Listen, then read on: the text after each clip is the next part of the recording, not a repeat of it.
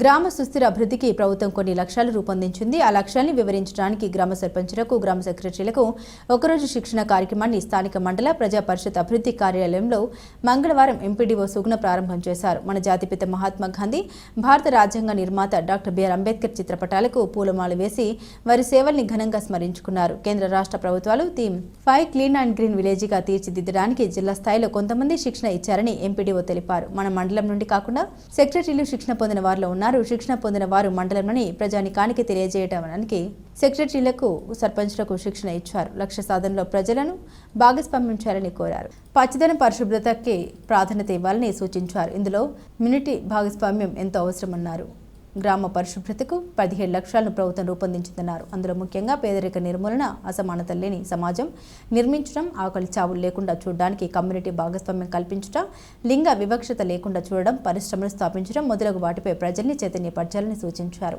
అనంతరం మండల తహసీల్దార్ కరుణకుమార్ ఈ కార్యక్రమంలో పాల్గొని పలు సూచన చేశారు. బ్లడ్ బ్యాంక్ వారి సారథ్యంలో బుధవారం దుర్గి మండల పరిషత్ అభివృద్ధి కార్యాలయంలో రక్తదాన శిబిరం ఉంటుందని, రక్తదానం చేసే వ్యక్తులను ఐడెంటిఫికేషన్ చేసి రేపు సాయంత్రం కల్లా పేర్లు గుర్తించి తహసీల్దార్ కార్యాలయంలో లిస్టు సమర్పించాలన్నారు. ఈ శిక్షణ కార్యక్రమంలో ఏవో శివప్రసాద్, విఓ పిఆర్డి రాజు, సర్పంచులు, సెక్రటరీలు పాల్గొన్నారు.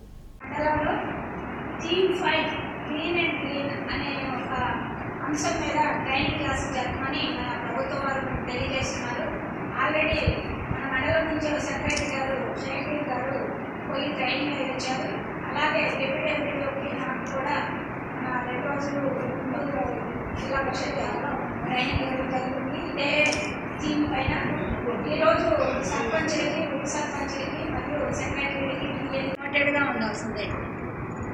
కాబట్టి మీరు ఇవన్నీ కూడా గుర్తుపెట్టుకొని మాకు తెలియదు, మేము చేయలేదు, మేము చూడలేదు, ఈ నెగిటివ్ ఆన్సర్స్ ఇస్తే ఇప్పుడు ప్రస్తుత పరిస్థితుల్లో ఒప్పుకోవట్లేదు. ఎక్కడి నుంచి కూడా పైనుంచి కింద వరకు కూడా ఎవ్వరు మాకు రోజుకి మినిమం 4 వెబెక్స్కి వస్తున్నాయి.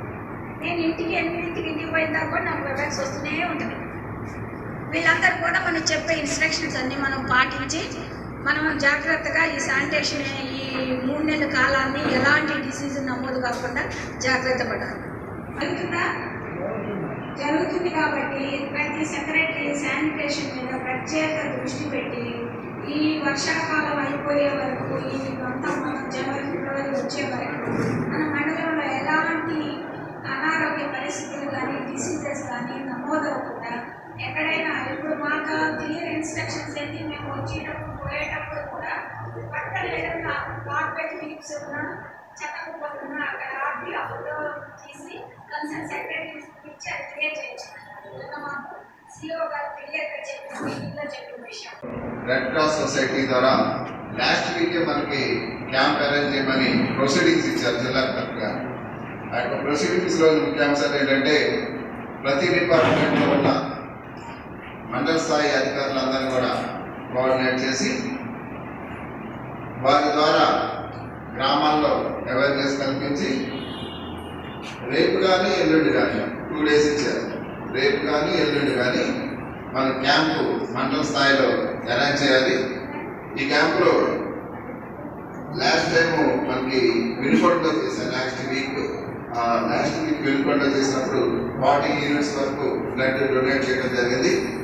కాబట్టి ఉన్న సర్పంచ్లు కానీ, అదేవిధంగా ఇతర శాఖల అధికారులు కానీ, పంచాయతీ తరఫున సిబ్బంది కానీ, అదేవిధంగా వివిధ గ్రామాల్లో ఉన్న ఆర్గనైజేషన్స్, సోషల్ యాక్టివిటీస్ జారీ చేయడం జరుగుతుంది.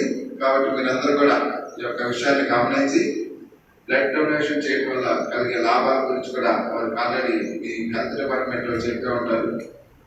దీంట్లో కండిషన్స్ ఏంటంటే ఏదైనా రన్నెంట్ డిసీజెస్ ఎవరైనా ఉన్నారు, వాళ్ళు అనారోగ్యంగా ఉన్నారు, అదేవిధంగా షుగర్, బీపీ ఉన్న వాళ్ళు ఇవ్వకూడదు. అదేవిధంగా ఎవరికైనా గతంలో బ్లడ్ ఇచ్చుంటే, అంటే 3 months విత్ 3 monthsలో ఎవరైనా బ్లడ్ ఇచ్చుంటే వాళ్ళు కూడా ఇవ్వడానికి లేదు.